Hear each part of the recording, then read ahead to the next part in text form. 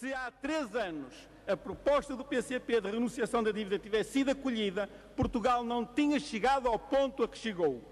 Para não beliscar os interesses dos credores, para lhes garantir mais de 7 mil milhões de euros por ano em juros, o Governo cortou salários e pensões, reduziu ou mesmo eliminou prestações sociais, atacou as funções do Estado e, em particular, as suas funções sociais, impôs um inqualificável saque fiscal aos rendimentos do trabalho, lançou centenas de milhares de portugueses no desemprego e empurrou outros tantos para a imigração, levou inúmeras micro e pequenas empresas à falência. Enfim, esmagou o país e o povo com a sua política de empobrecimento. Ao mesmo tempo, as maiores fortunas do país cresceram. Foram concedidos benefícios fiscais às grandes empresas no valor de milhares de milhões de euros e até prescreveram as contraordenações aplicadas a um certo banqueiro, evitando-lhe o pagamento de 1 milhão de euros em coimas.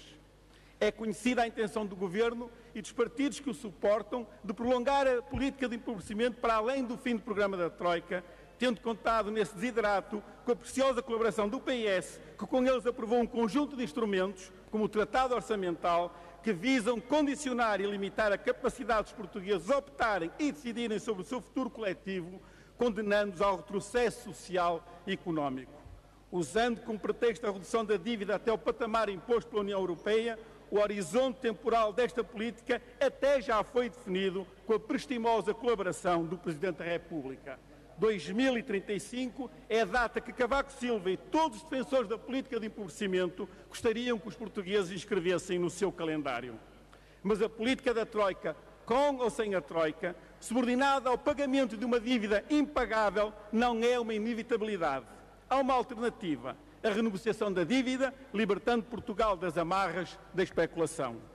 Reafirmamos a necessidade de renegociar a dívida pública nos prazos, juros e montantes, assumindo um serviço da dívida indexado às exportações, compatível com o crescimento económico e com a criação de emprego. Uma renegociação da dívida que diminua a dependência externa, afetando recursos à recuperação do aparelho produtivo para substituir importações por produção nacional e reforçar a capacidade exportadora do país. Uma renegociação da dívida que permita melhorar os salários, pensões e reformas e, em geral, elevar o nível de vida dos trabalhadores e do povo português.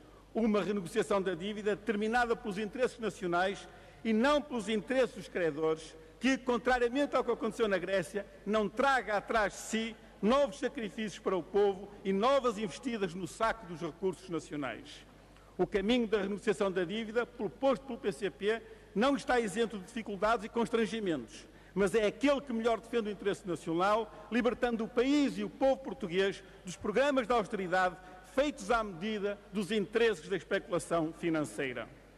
Longe de constituir uma medida isolada, a renegociação da dívida pública proposta pelo PCP é a opção por um caminho que tem na valorização do trabalho e na promoção do emprego, na defesa da produção nacional, na diminuição da dependência externa, no equilíbrio sustentado das contas públicas, na ação convergente com outros países, na diversificação das fontes de financiamento, uma opção de ruptura e mudança, uma opção que exige a urgente demissão do Governo e o fim das suas políticas de desastre nacional, disse. Sr. Deputado Paulo Sá tem...